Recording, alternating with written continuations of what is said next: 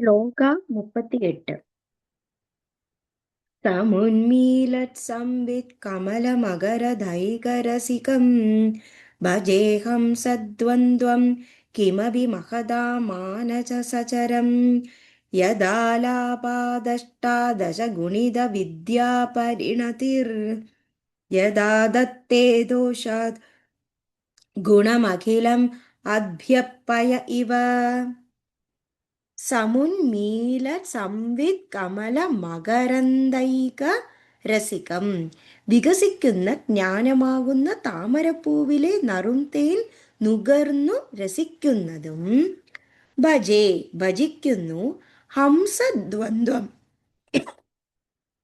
ഹംസമിഥുനത്തെ ഞാൻ കിം അഭി അനിർവാജ്യമായ മഹതാം മഹാന്മാരുടെ മാനസചരം മനസ്സാകുന്ന മാനസത്തിൽ സഞ്ചരിക്കുന്നതും യഥാലാപാത് യാതൊരു ആ ദമ്പതിയുടെ ആലാപനത്തിനാൽ അഷ്ടാദശ ഗുണിത വിദ്യാ പരിണതി അതായത് 18 വിധ വിദ്യകളും ഉൽപ്പന്നങ്ങളായിരിക്കുന്നു.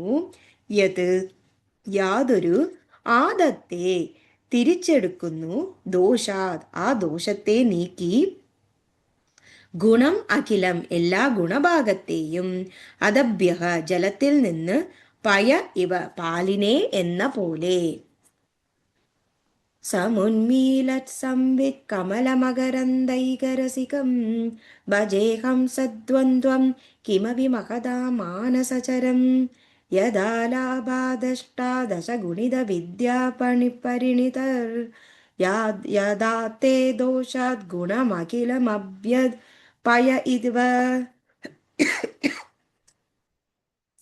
വായു തത്വാത്മകമായ അനാഹത ചക്രത്തിൽ വികസിക്കുന്ന ജ്ഞാനമാകുന്ന താമരപ്പൂവിലെ മധുവാസ്വദിക്കുന്നതിൽ അതിനിപുണനും മഹാന്മാരുടെ മനസ്സാകുന്ന സരസിൽ സഞ്ചരിക്കുന്നതും അനിർവാജ്യവുമായ ശിവശക്തി രൂപത്തിലുള്ള ഹംസമിഥുനത്തെ ഞാൻ ഭജിക്കുന്നു.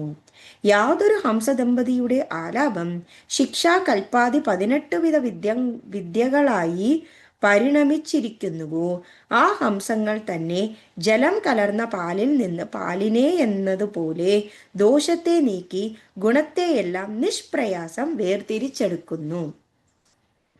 സന്മൂലീത് സംവിത് കമലമകരന്ദൈകരസികം ഭജേഹം സദ്വന്ദ്വം കിമപി മഹതാം മാനസചരം യദാലാപദ്ദഷ്ടാദശ ഗുണിത വിദ്യാപരിണതിർ യദാ ദത്തേ ദോഷാത് ഗുണം അഖിലം മധ്യപ്പയ ഇവ.